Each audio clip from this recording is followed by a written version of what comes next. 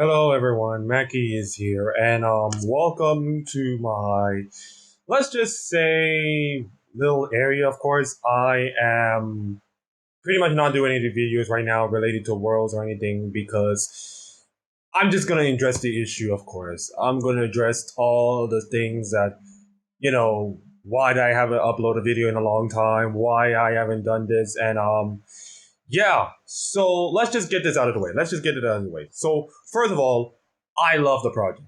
Part of me loves the projects. I love my way of editing. I love the way I preview my things. I love doing all those kind of stuff. And I got a few subscribers because of it. And because of you guys, thank you so much. And because of that, I managed to do well because of it.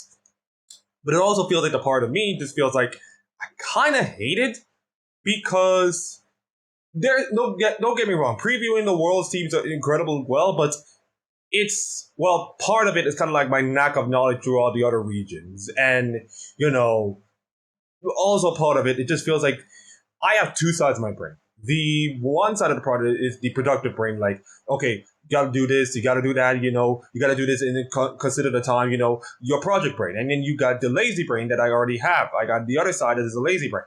And unfortunately, my lazy brain is actually overcoming my productive brain, and for the last few days, I haven't done much. I tried to upload a video from like my Bayview area and talking about Rainbow Seven and the teams.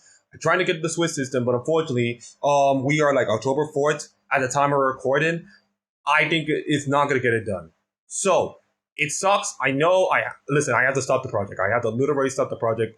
It sucks. It hurts. I know you feeling suckish, but you know what? It is what it is. Okay. Not every person have to like promise something and then like you break a promise or such. So listen, I apologize to all the subscribers out there. I'm gonna take a hint out about it, but you know what? I'm taking responsibility for my actions. It hurts, but it is what it is. Okay. It is what it is. So to make it up to you and to make it all up to you, I decided to, do my world's preview in a really, really non-scripted way. As you can see, I have no script to read. I have nothing to do. I'm just gonna go full on, like a bull in a china shop kind of thing. I am going to talk about worlds the way I'm talking about everything else, with a little bit of ranting, a little bit of talking, and all the kind of stuff. But also, you have to be educated in form. Okay, so let's just get this out of the way. Let's do talent. Christ Almighty, the talent is like you press Control X and then Control C. That's just pretty much it. You press Control X and then Control V, and that's pretty much it. The only person you can take out is Cajal, who, by the way, decided to retire. Which, listen, if you are a Cajal fan or you are an LEC fan, it hurts. I was hurt because of Cajal retirement, because I love Cajal. I love Cajal from his way in LEC, to his knowledge, to his charisma, of course. His World 2022 is probably his best World ever by a long mile, of course. The way he got, excited, of course. He has got kind of character. But listen, here's the thing. Let me just show you something. Take these pills, right? These are wellness pills, right? So let's just describe the pills as, money, of course. So, Cadril, he is going to Worlds, do all the traveling, casting so many games for this much. This much. He is doing this for this much. This amount of money, of course. Now, Cadril, the co-streamer, he's gonna get a lot of money, have a lot of benefits, and he's doing this for these. Now, of course, you're not gonna get it, but you get the metaphor. Cadril decided that while casting is great, he said that the schedule is messing him up, his health is messing him up, and the casting rates for League of Legends is absurdly low right now. You are literally going to cast the biggest event of the entire year for virtually peanuts. Peanuts! You do all the traveling, you do all the things, and then you decided, I think it's a little too much. Riot Games is not even paying the casters well. So Cajal, the biggest co-streamer, of course, one of the biggest co-streamers ever, and one of the most popular casters ever, have a choice. Either cast for a bunch of peanuts or co-stream for about millions of dollars or 100,000 subscribers if it works out. Now, he didn't say he's gonna leave, he's gonna retire. He's saying that there's an opportunity open if he wants to come back for the LEC. But he decided to roll the dice and saying that co-streaming could work. And you know what? I'm proud of him. I think it's good for him to explore other things. And also, co-streaming, he's got a lot of money doing co-streaming. He's got a lot of subscribers doing co-streaming. I cannot blame the brother for doing something that is financially right. And I am shocked that many casters are not doing this because, what, you're going to risk you losing your job? Listen, it's Riot Games, okay? They've done more egregious things to other people than you did to casters. I would want to see Captain Flowers do co-streaming. I want to see Azale do co-streaming. I want to see, like, I don't know, Nymeria doing co-streaming. Or Trouble Inc. or all that other stuff. I will get to these people later. But listen, co-streaming is now the thing right now. Co-streaming is now the thing right now. And listen, the fact that co-streaming is now taking over all the international events, including MSI and Worlds, is just open up the Pandora's box. You have now opened up the Pandora's box, Riot, for many casters to do co-streaming. And I don't think you can close it right now. It's already happening right now. Speaking of the casters, let's look at the casters. Oh, wait, listen, wait. It's the same casters from last year? It's literally the same casters from last year? Well, great! That's incredible. First of all, Hysterics. Boy, oh boy, Hysterics. Welcome to the family, baby. It has been so damn long. Here's the thing. There are two casters that I like so much. Captain Flowers and Hysterics. I watch both of them, even though those regions are kind of like night and day for some people. But I like both of them. You know how long Hysterics have been knocking on that international door, trying to get to Worlds and all of the international events? Too damn long. Too damn long. He's been doing LPL for like, I don't know, let's see, 2016 or something. Maybe 2018. He's been doing this for that long, and not once have he done international tournaments. He is the most exciting caster I ever watched since Captain Flowers. And while Captain Flowers get to do finals, get to do all the games, get to do all of this, he's going to sit at home in Australia drinking koala juice and all this kind of stuff. He didn't get a casting, but now Riot is like, hey guys, we just lost Keijo, so we need to replace someone else. There's that guy from Australia who's doing really well in the LPL casting community. His name is Hysterics, so I think you should pick him up right now. Oh, yeah, why not? Listen, we know Hysterics is good. We know Hysterics is a great caster. And for Riot Games to drop the ball so many times and not even pick him up for at least one international event, not one, it's a disgrace. But here's the thing, Akeem. Where's Trouble Inc? Where's Nymeria? Listen, here's the thing.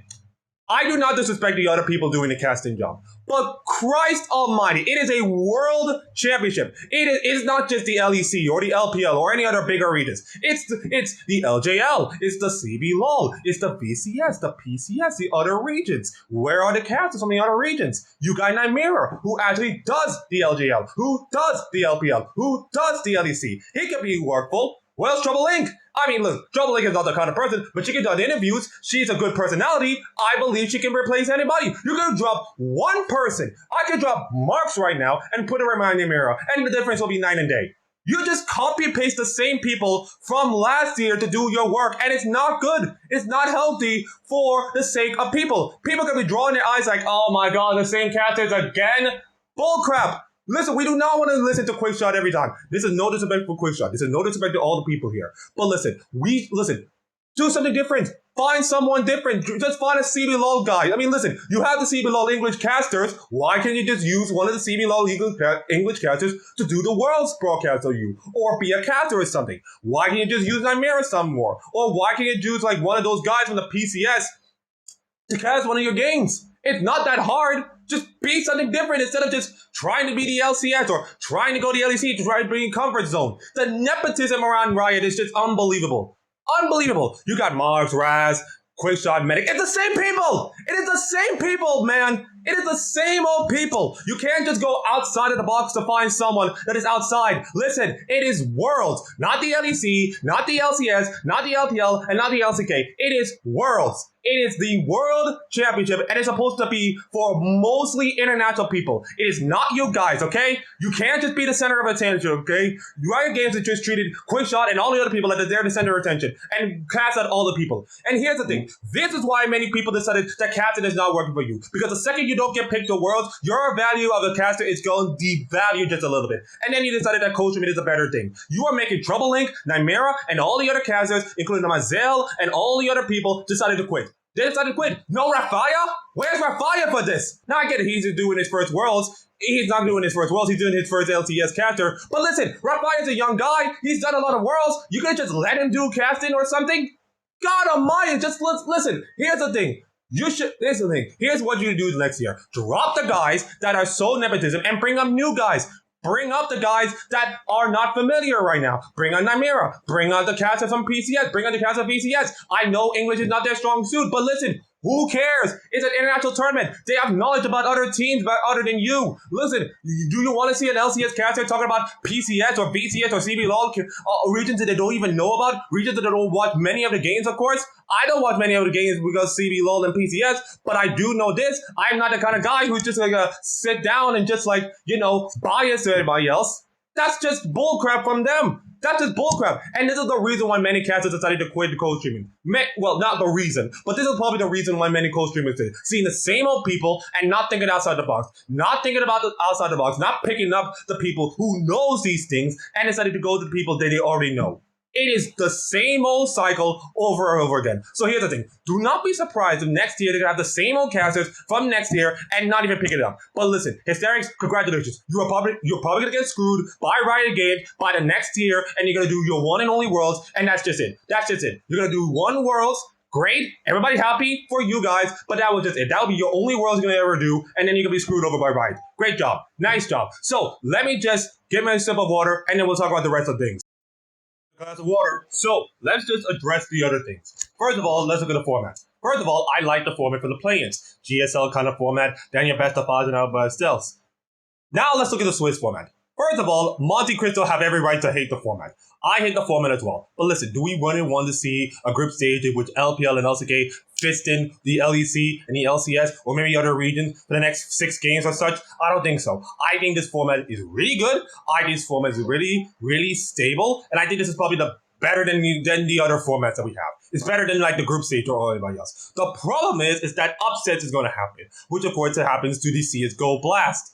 Christ almighty, the CSGO Blast Major was absolutely a dog crap thing, and Vitality winning against nobodies is kind of like a sad thing to see. So when I look at the Swiss format, I was just being like, oh my god, here we go again. This is probably the same thing that happened to the Blast Major. So that's my fear. I can understand the fear and concerns, but listen, would you rather have this or the crappy group stage format?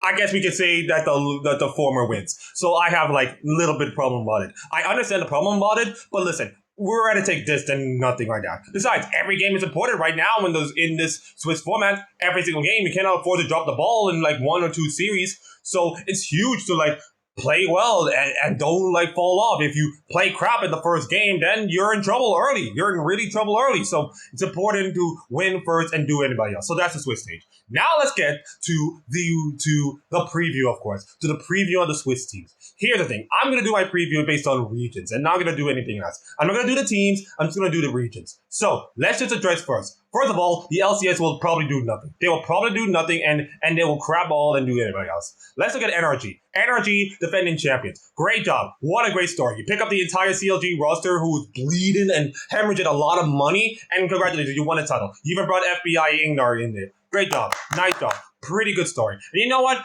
NRG and Shopify Rebellion being good for the LCS, get rid of all the crappy owners and all the kind of stuff, it's really good for the LCS. Now you got a fresh start. You got a really good fresh start, and maybe you can just regain some of the viewership in there. Oh wait, Akeem, the viewership is bad. You're lower than CBLOL. Maybe it can be saved. But you know what? Seeing teams like NRG and seeing Shopify Rebellion, teams that actually care about esports more than your granny abusers and all that kind of stuff, it's a nice thing to see. But unfortunately for NRG, that Cinderella will end here. Because this team, I don't know if they're good enough to compete with the other teams, to compete with the Weibos, to compete with the G2s, to compete with the Man Lions and such. That's probably my problem with it. I don't know if they can compete in. I think Dokla is all okay, but unfortunately, I just don't see this NRG team doing well. Because I don't watch much LCS or such. Let's look at the Team Liquid. Right, you pick up the Korean team and it didn't work. You tried again with the Korean team and it doesn't work. So let's just bring in the North American mid laner. And it kind of worked. It did work. But I don't think they'll do anything well. Core JJ, Christ almighty, he fell off the cliff. He literally fell off the cliff, of course. Because I mean, geez, that's just bad. That's just really bad for me. He's probably have the worst year ever by his standards, and I don't know if Team Liquid are good enough to even compete and winning. So yeah, I can log off Team Liquid. Let's do Golden Guardians. Now, I already mentioned Golden Guardians, but listen, here's the thing, Golden Guardians. If you do not make it from the World's Qualifying Series, my God, this is the most disappointing season ever. You have an opportunity to win LCS, and you didn't. You have a glorious opportunity right now to beat BDS, and if you fail, my goodness, you're going to be an embarrassment. You're going to be the epitome of North American embarrassment for the years to come. This is the closest you ever get to success, and if you don't success, you're going to be falling off the cliff, man. You'll be back to irrelevancy quicker than quicksand. That's all I'm gonna say. Let's see the other team. Cloud9. Yes, let's talk about Cloud9. Oh, Cloud9, the best team in all of North America. Great job. You have a xenophobic mid laner who is suckish. You have a top laner who's Australian, who's suckish. And now you gotta rely all on Berserker. Great. AD carry, it's a good meta right now. But listen, Berserker carrying this carcass of a Cloud9 team is not gonna save you anybody else. The moment that Cloud9 gets eliminated, Berserker's gonna go to another region. He's probably gonna go back to Korea or something and play in a different region that uses skill, that he doesn't have to carry all the way, or does something. Maybe he might go to T1. Maybe he might go to T1 and replace Gumayushi. Who knows? But I don't see, Berserker and the Cloud9 team doing much. That covers the LCS. Now let's go to my favorite region, the LEC. Oh, the LEC, glorious region. Let's look at Fnatic first. Wait.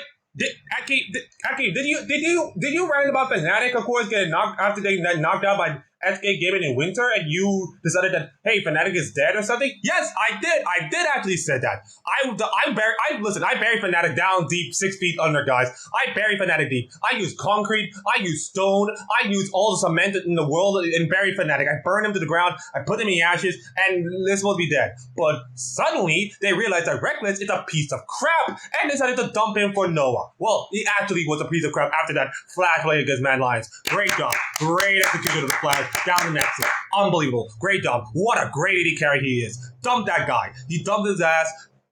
Play Noah, and his team is 9 and day. Also, you brought Trimby in from Koi. How did that trade work out? This is probably the worst trade since the Seahawks traded Russell Wilson to the Denver Broncos. How did that work out? How's your Broncos today? Richard Lewis style. Let's just say that it didn't work out. In fact, it didn't work out for Koi. It's the same thing it didn't work out for Denver Broncos. But Trimby was excellent. Noah was excellent. And the mid-jungle synergy, it was fine. Oscarin was fine until he got broken-handed and now Wonder played good. And he was fine. Fnatic were fine. They were fine enough to make it to third. And they were good. But I don't know if they're good enough to even compete with the other teams. But listen, another Fnatic year. We all know that. It's a crazy year for Fnatic, but here we are. They're in Worlds again, I guess. So let's look at Mad Lions. How did Mad Lions get there? Let's see. They rely on BDS choking in the spring finals. That's pretty much it. I mean, you take advantage of G2's worst spring to actually win something, and then after that you fall off completely. It kind of feels like every time we doubted Mad Lions, they always come up and show up and dominate themselves. They dominate. They prove everybody wrong. They're saying, "Ha ha! You see, this is what happens when you pick against Mad Lions. You are wrong. You are absolutely wrong, boy." And then every time we pick for Mad Lions, we get the occasional slap in the face. They do nothing, and then we just feel wrong. That's what Mad Lions is. You get the Mad Lions experience right now. You get the full Mad Lions experience throughout the entire year. And you know what? I believe that Mad Lions are not going to do well right now.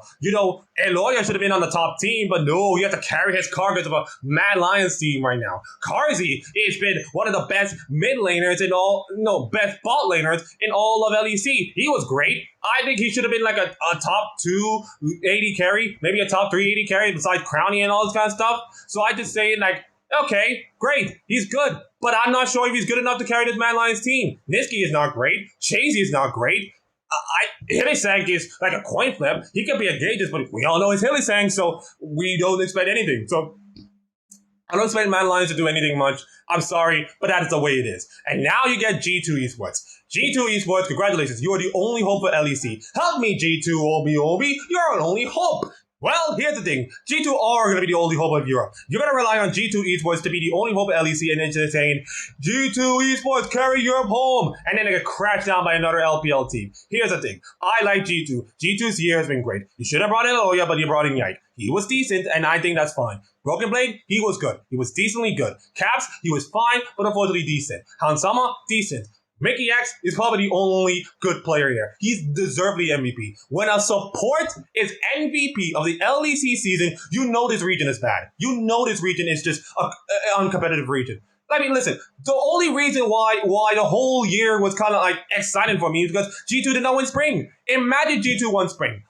God almighty, that will be boring. That will be absolutely boring. In fact, many people just say like, the format is the reason why LEC sucks this year. No. I like the format. I really like the format. It's like some people, and unfortunately, there were some managers that dropped the ball. Like, the Chicago Cubs player dropped the ball against the Braves and cost their team their playoff series. How's your playoff today, Cubs? That's just the thing. They dropped the ball so much. They dropped so many to management. There was 5 or 6 teams that I think they could compete with G2. Maybe they could compete with G2. Like, ooh, Fnatic right there. Ooh, maybe Vitality right there. Ooh, maybe, Excel right there. And they dropped the ball. They dropped the ball completely. And then G2 walk all over them like Allen Iverson, walk all Louis in that 2002 playoffs or something. That's just pretty much it. That's going to be like what this whole season is. So many mismanagement from a format that everybody complained about. Everybody complained about the format when everybody barking up the wrong tree. You're barking up the wrong tree, guys. It's the mismanagement of the players. It's the mismanagement of staff.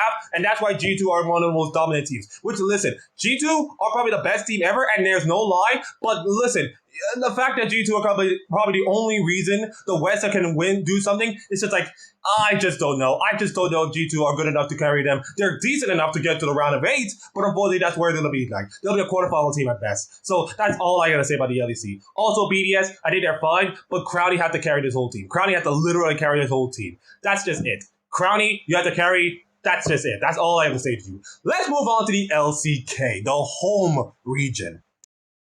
LCK. Let's look at KT Rotor. Have you ever watched the Tire Banks video? I was rooting for you. We were all rooting for you kind of thing. That's what we're thinking. All of Korea were rooting for you. Monte Cristo was rooting for you. I was rooting for you to do well. We put this entire team on the All-First Pro League. I know, yeah, egregious, of course. But what do you have to expect? And then KT literally dropped the ball like a T1. Not once, but twice. This was an injured Faker team. Not once, but twice. You lost. Not once, but twice. You had an opportunity to win an LCK split. This was the best year that KT fans expected. But nope, you're KT. You always drop the ball for one reason. It's the get excited for KT kind of thing. And then you let me down. You let everybody else down. You let Monty down. You let Atlas down. You let all the LCK people down. You let even mostly KT fans down.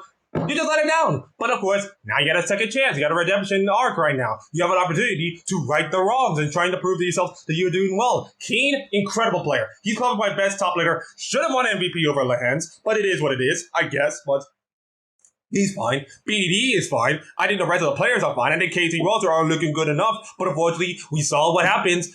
Every time we get excited for KT roster, they always start to fall down. They always fell down, of course. So it makes me feel like KT roster are decent, but unfortunately not. Unfortunately, I just don't have a good feeling about it after the way in summer split ends. Let's look at D+. I think D Plus is good. I think D Plus are a good Dark Horse team. I know they have not done well. I mean, the support situation is bad. The the whole situation with the mid and jungle synergy was bad. But listen, Deft, holy cow, Deft feels like $1 million right now. It just feels like last year's Worlds just took a weight off his shoulders, and now he feels like he's the most dominant man ever. And he is. He's the best player on that team. To say that Deft is one of the best players on that team is an understatement of the year, but here we are. Here we have been are. And now I just feel like Deft has deliberately carried this D plus team to glory. They did a music video with him. They did all the tributes to him. I feel like right now, Deft has to literally be a god in order for him to win. And I think he can be a god in order to win. I think the meta suits him. I think his team is really good. But unfortunately, I just don't feel like D plus are good enough. But listen, I saw DRX won Worlds some cool regionals. I think it can happen again. I think it might happen again. We have gone to the possibilities. Once DRX won Worlds, that anything can happen at Worlds. Anything. Okay? So do not assume anything. Let's look at T1. Oh my god, T1 are just like relying on Faker now. If you think losing Faker, it's bad enough for about 5 games, T1. Wait until you realize that you can lose Faker forever. That's how T1 are right now. T1 has no future beyond Faker right now. And relying on Faker is just like, just like a crutch. It feels like the LCK are just like so reliant on Faker that they're doing everything to make Faker back. They're making a big contract. They're doing the tax everything. They're making play the Asian games, of course. They're able to get a medal, which they did. Great job. But they just really want Faker's like the big reason why T1 is successful. And they are! Look at what their playoff run. The playoff run is because of him. The playoff run is because of him. The success is because of him. And all the other players are doing worse. So it just made me feel like, listen, take Faker out and the team looks crap. That's just basically it. That's what the whole season is. Take Faker out and the team looks crap. That's just it. Now that Faker is in, I just don't know if T1 are good enough. And listen, here's the thing, my T1 fans. And I know T1 fans are not watching this from Korea, but here's the thing.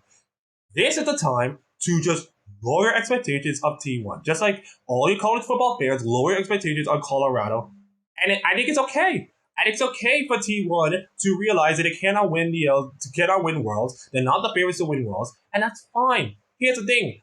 Being an underdog is good. Being an underdog means that nobody expected you to win, but it just makes you feel like now you got nothing to lose. Now you got nothing to do anything. Listen, T1 players, all these T1 players are probably going to leave in free agency, so it just feels like, what do we have to lose? What do we have to lose? Well, all the players except Faker. But what do we have to lose? Let's just go out there and have fun. Let's just go out there, go crazy. If the T1 fans hate us, who cares? So let's just go out there and have fun. But listen, I want Faker to win Worlds in front of his home fans, and that's great, but I just don't feel like it. I just don't feel like T1 is going to win. But listen, if Faker wins Worlds, I think he should retire right there and then. But if he doesn't, who cares?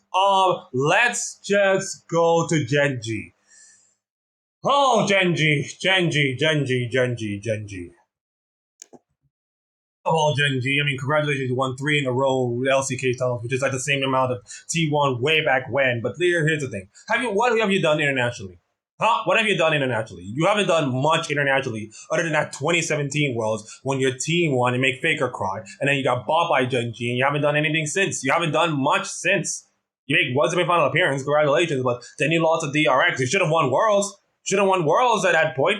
You faced a weak-ass DRX team, but then you failed, of course. So what have you done internationally? You won all the domestic titles. You finally won all the domestic titles. Score is now best coach ever, but what have you done internationally lately? The teams are great. Pez is good. Durant is good. But internationally, what else? What else have you done internationally? You did nothing. I feel like this is now the chance to show me something. Show me the money, Genji. Show me the money, Genji. This is your opportunity right now. You can't make any excuses, okay? There are no excuses. You're supposed to do it. And deliver in front of your home crowd. This is in front of your home fans. You better do something, Genji. You haven't done much. And listen, here's the thing. The last time Genji was in Korea back in 2018, they were bottom out, okay? Now, of course, Swiss stage is a little bit different, but listen, we do not want to see Genji bottom out in front of their home fans. We do not see the LCK's best team be bottom out like that after like 3 games or such. I do not want that. I do not want that. Just please do not disappoint me, Genji. Please. Now let's go to the LPL. Oh my god, the LPL. The favorites to win Worlds. The most dominant region ever, with the most dominant teams. So let's just get out of that. Weibo Gaming, weakest team ever. Well, let's just say weakest in air quotes right now.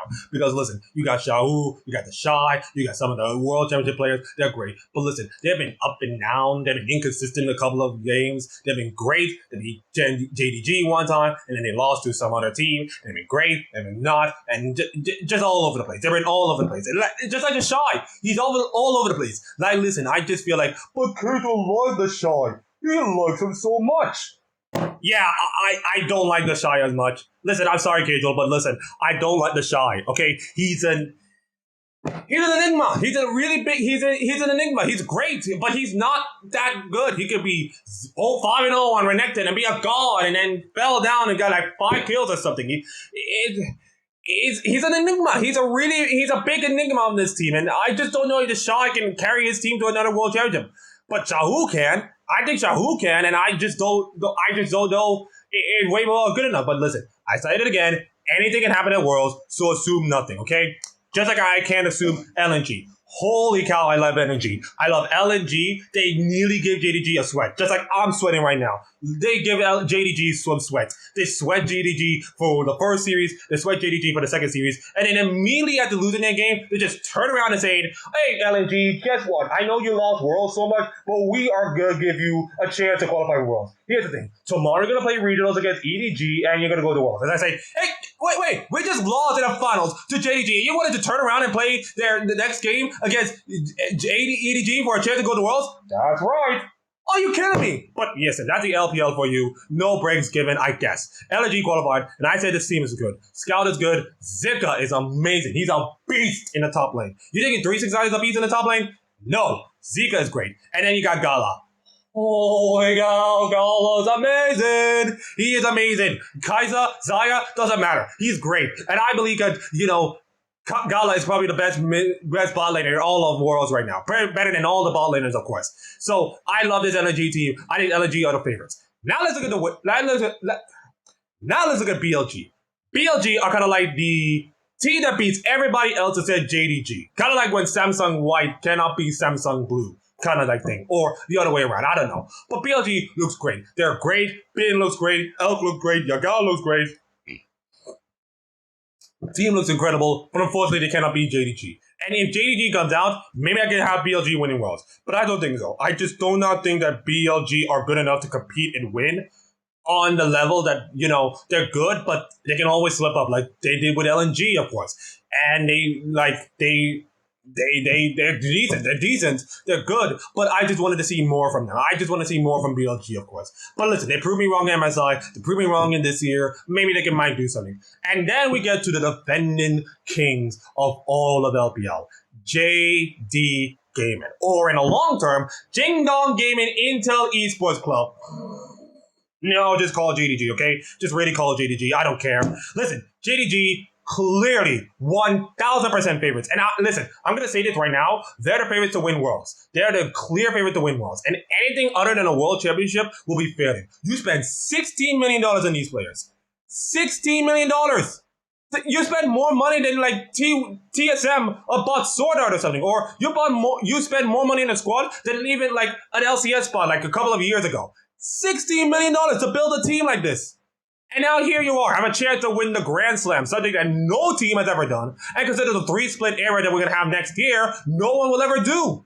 You have an opportunity for League of Legends immortality, which is something that is rarefied, but needs to be rectified and all of this kind of stuff. You have 369, you have Kanavi, you got Knight, you got Ruler, you got Missing, you got the best players ever, you got the best coach ever.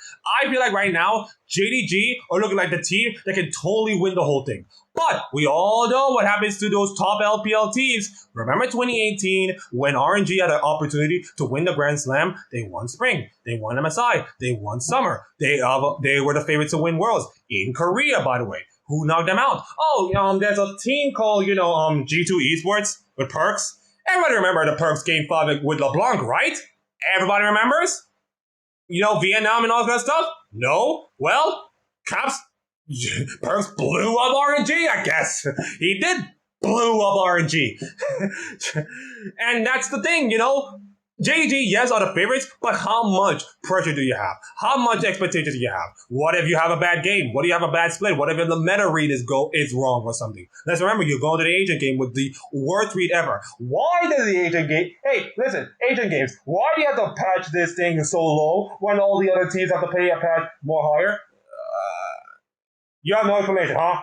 Really? Yeah, you have no information. Good job. Great job.